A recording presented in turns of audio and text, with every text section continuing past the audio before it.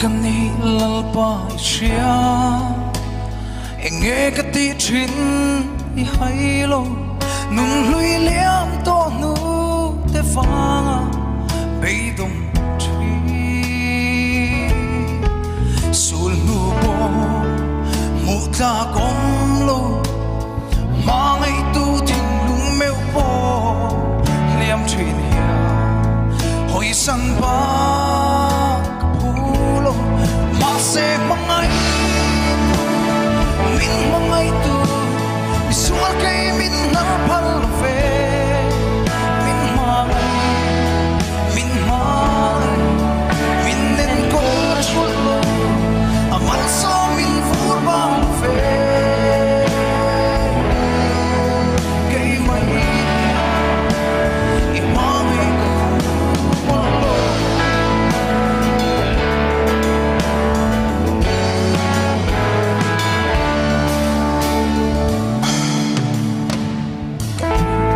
kadai pelten ka in chir na ber min then tri heng hian bang min tring se rul zo mo he tak sai tham thêm thu ber a po salin fam chang ila ka sul mu ten a phure se mangai tu min mangai tu mi sual kai min na phal ve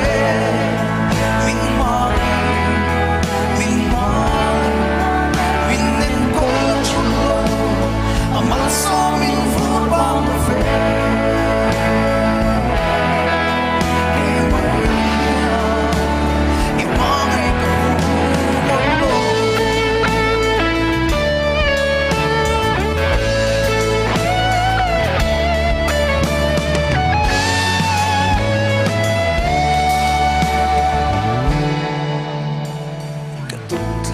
kadai pelten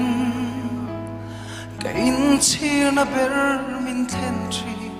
heng hian bang min tring se rul zo mo he tak sai thang thim thu ber a po salin fom chang ila sul mu ten a phure se mangai tu min mangai tu sual kai min na phal ve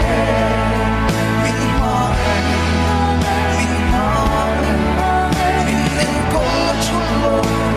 amal so min fur bang ve kai mon hia i mai ko hu mo lo mangai tu sual kai min na phal ve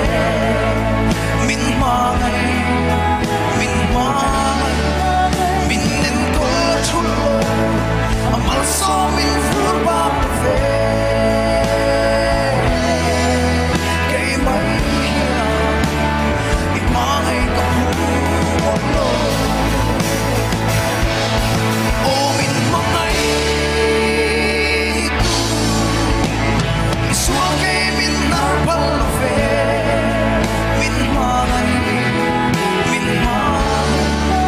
min nen ko chul lo amal so min fur bang ve kai mai i mai ko hu lo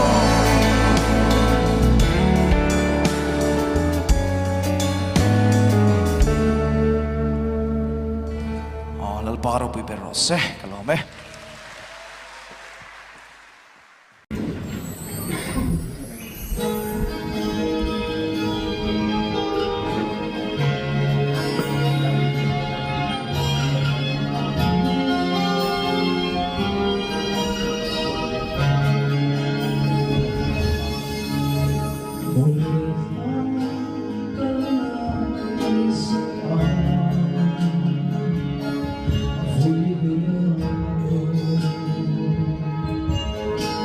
This